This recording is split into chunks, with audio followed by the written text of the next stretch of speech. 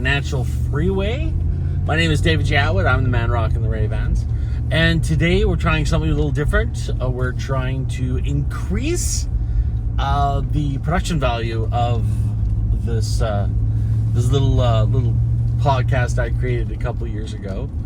And we have now multi-camera angles. I'm hoping that it works out. I've been trying a few days to figure out a few things about getting the cameras stabilized and everything. But I think I've got it down. I think I've nailed down. Got the microphones hooked up. Got 2 cameras. We're rocking. This is a professional show. That's what we're doing here. Gabby doesn't know this yet, and I know she probably won't watch this because she's a little bit behind in watching the show. So she's a couple of episodes behind. But she doesn't know that I took the summer off, basically, off of work. And my goal with the taking of summer off is to really focus on getting that Whiskey Compass project off the ground. Well, not off the ground. It was already off the ground. It was already doing great. But to get to a point where I can actually start making some money with it. Take it to that next level. See what I can do with it. So I'm going to give myself 90 days to really drive and focus on the magazine and see what I can do with it. As well as there's other projects around the house that have been neglected over the past... forever, whatever amount of time, forever, that need to be dealt with. So, I get some landscaping done. I got to replace the stairs in the front deck, possibly replace the garage door. There's a lot of work that needs to be done. I'm not going to say neglect, but definitely some maintenance. Anyways,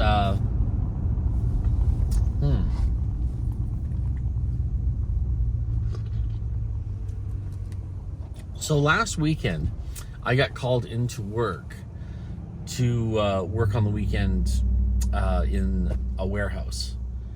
And one of the things I do is, well, as you know, I like to read, but I don't actually read. That's a lie. I don't read because simply time. And it makes more sense for me to, while I'm commuting to work, to listen to audiobooks.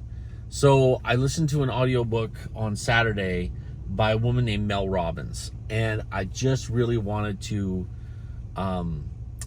bring it to your awareness so you would know that it's out there and exactly how powerful this book was.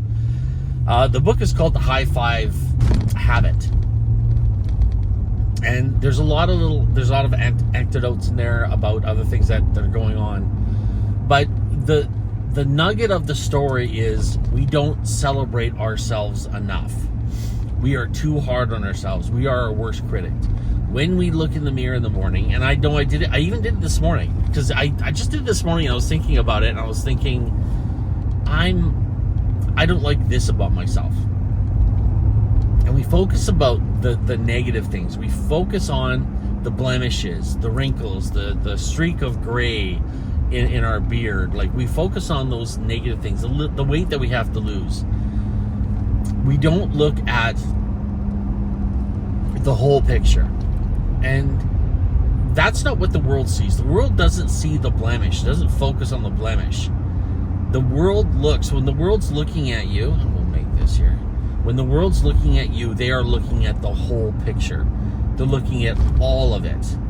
And when you're looking at something like that, when you're taking a few steps back from the painting that you are, you get to see the beauty of the whole picture. If you've ever seen, there's some paintings, I can't remember who the artist was off the top of my head, but just as I'm talking about this, it popped in my head thinking about it.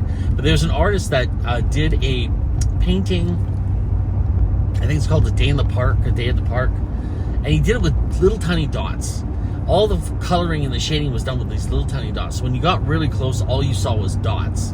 But when you took a step back, you saw it was a beautiful afternoon at the park. And you saw something different when you took a step back. When you start focusing on the minutia, you can lose sight of the whole thing. And there is beauty in the whole project, because that's the way God intended it to be, is you're a whole thing. You're not just the the failures and the mistakes. Those are the things that we focus on because we have this thing where we want to be perfect. And as Lady Gaga said, God doesn't make mistakes. You are perfect. But we don't celebrate ourselves because of these little imperfections and these mistakes and these trip-ups that we've done. Because we're always looking for that next thing. When I was in martial arts, I was pretty good at martial arts. I was pretty good at what I was doing. And in my class, I was kind of known as the guy who could do stuff. And I liked being that guy. But I was never good enough for myself because there was always one person better at another dojo or another tournament. There was somebody who was better than me. And I always was focusing on the whole,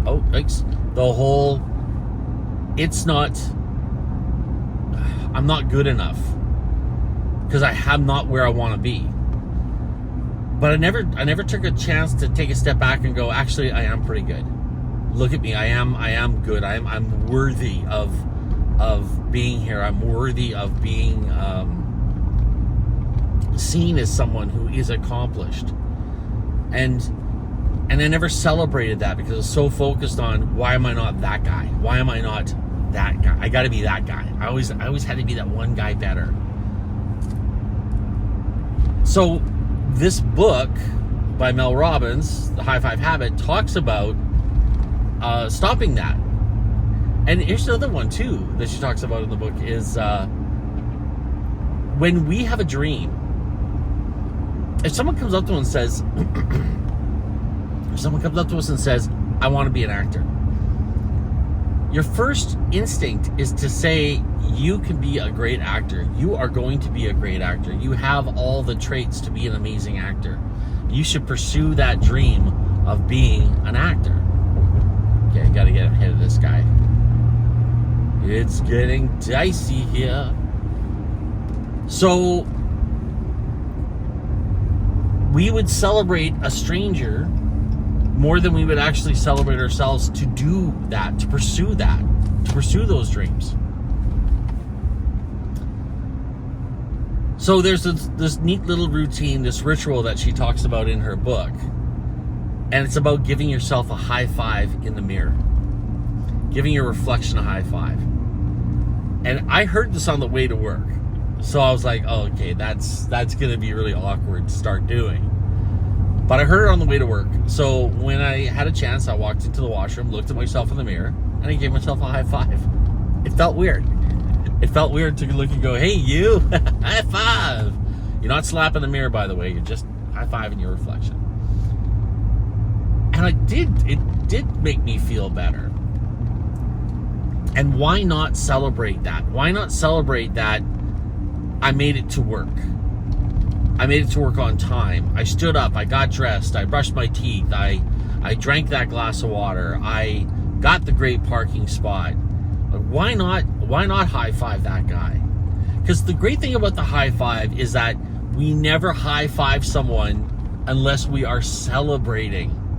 It is a win, it's a victory. And think about this. Think about if a guy, you and a buddy are at a bar, and the guy went up to talk to a girl, and the girl rejected him. And he came back with his hand up like for a high five. You would go, no, I'm not high-fiving that. Because in order to high-five someone, it has to be pure celebration.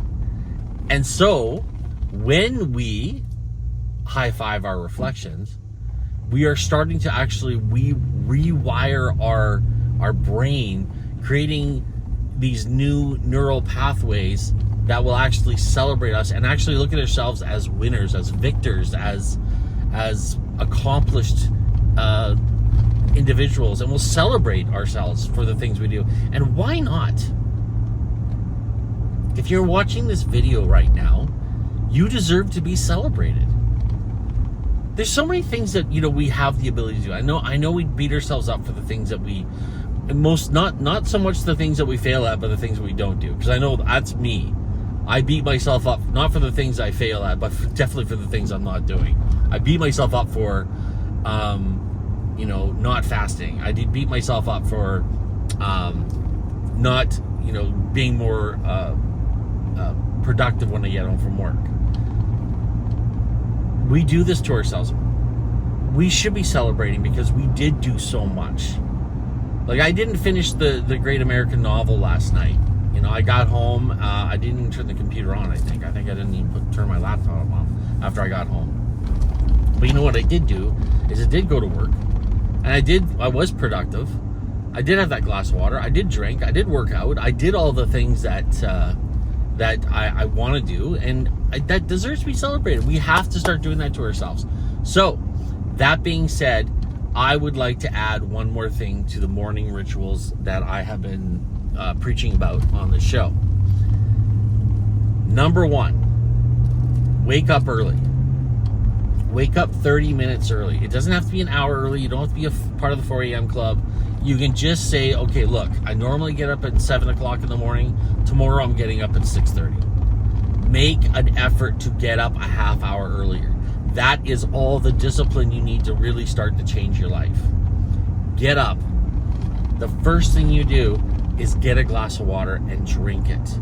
Now, this is a part of the ritual. This really goes to do so much more for you than you think. It gets your body awake. You start putting electrolytes into your system. Your mind wakes up. You're giving the insides of your body a shower, basically. And it's a glass of water. Don't put it off and have your coffee first and then say, I'll get my water later in the day. Don't do that. First thing in the morning. Third thing I want you to do is make your bed. I've done many shows about the power of making your bed. After I read that book, Make Your Bed, I'll put a link to that in the description below as well. It made such a big difference in my life. It really did. And now, actually Gabby makes the bed. She sleeps in later than I do. But when she's not in the bed with me, I make my bed in the morning. And 4, finally, when you get into the bathroom to start your day, before you brush your teeth, look at yourself in the mirror and high five yourself. Start these things. I am telling you, it is starting to rewire things in my brain. I know it'll do good things for you.